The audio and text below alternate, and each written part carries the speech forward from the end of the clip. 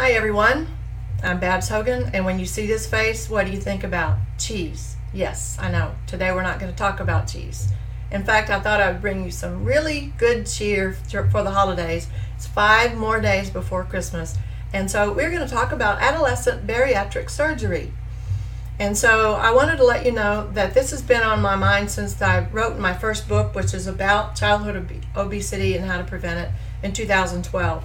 Well, since then, I've been a little bit quiet, but it's been bothering me a lot. So I've decided, since I'm losing sleep over it, I might as well do something, productive. So this is what we're going to do. We're going to talk about this review that was published in JAMA 2012 in August. So bariatric surgery for teens. Here's the rationale. Number 1, dietary restriction is considered the cornerstone of any treatment program for obesity, but is only rarely successful for morbidly obese patients. See the blue? Rarely successful? Number 2, although individuals who are on the K diet, i.e. a high protein, low carbohydrate, low fat ketogenic diet, low fructose diet, or a low glycemic index diet, all show small improvement in weight loss. And in BMI, the clinical significance of this weight loss is not clear, and long-term maintenance of the weight loss is rare. Let's look at the blue letters. Low-fat ketogenic diet. What is that? I have never heard of that. I thought ketogenic diet was high-fat. Number 3, some studies have demonstrated no effect of change in diet on the treatment of pediatric obesity, suggesting that dietary restriction alone is ineffective. All calories are not equal. They're different, and this is something that we all need to learn. Number 4, although adults experience the same difficulty losing weight with modification of diet and exercise, children have the additional factors of reliance on their parents and the psychosocial impact of family dynamics.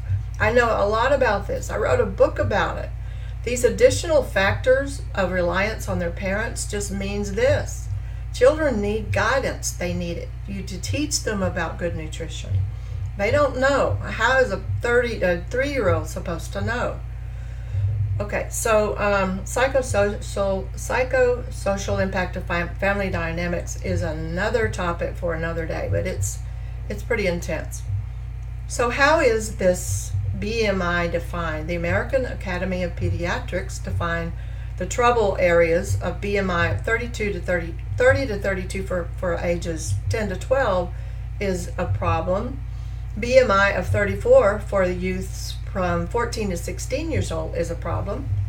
These fall into the 99th percentile category and are identified as extremely obese.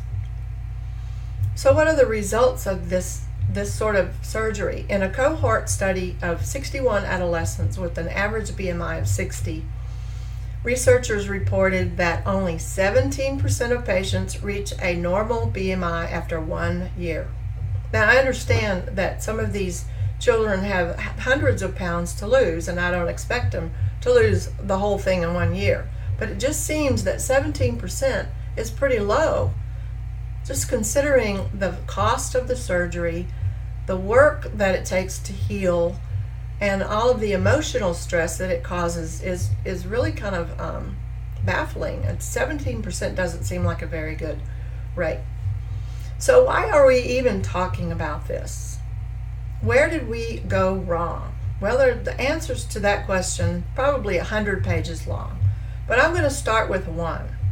I'm going to start by saying if we can just make one small change, we will make a difference in our nutrition and also our children's nutrition.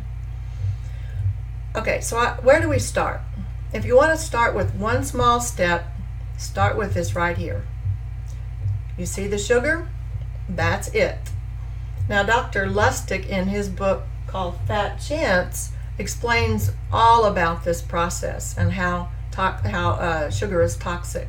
And you've already heard this. You've been reading about it. You've been listening to people talk about it. It's everywhere.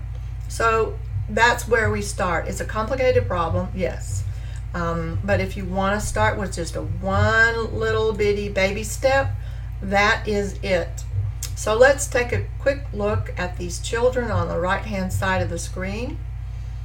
And just pause for one moment. Look at the woman, the young lady in the upper right. We see this young lady everywhere we go. We see her in the mall. We see her in restaurants. We see her in the park. We see her at school. And every single day when I see someone that looks like this, I ask myself, do you think that child is healthy? Do you think that child is happy? I think not. It's very heartbreaking to see these pictures. I understand that. And that's one of the reasons why I am actually going to do more presentations about childhood obesity. It's something that I just can't let go. What can one person do?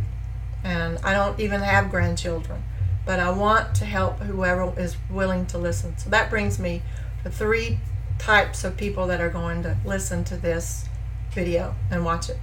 Number 1. One category is they will never change. They're never going to change their habits. Doesn't matter how big, how unhealthy or fat their children are, they're not going to change. Number 2, we have a group of people that are considering changing, and they're going to start in the new year. Instead of today, they're going to start in the new year. And that's good, that's progress. The 3rd category are the people that are really tired of having to deal with medical problems of their children. There's so much emotional stress for the parents and for the child. It's insane. Those people are going to listen to this video and watch it and actually make steps to change, or they're going to commit to it. So I congratulate you if you're in group 3. Where do you get help? Talk to your pediatrician. Number 2, talk to a nutritionist, especially a nutritionist who's leaning toward the higher fat, low carb system. Number 3, get a health coach. Health coaches that have extensive background in nutrition can help you reach your goals. So it's really an issue that takes just one step at a time. So that's the good cheer for the year. Good cheer for the year. And I hope all of you have a wonderful holiday season. Merry Christmas. And the next video will be about cheese. So that's good news. I will get off the sugar wagon, hopefully. So we'll talk to you later. Bye-bye.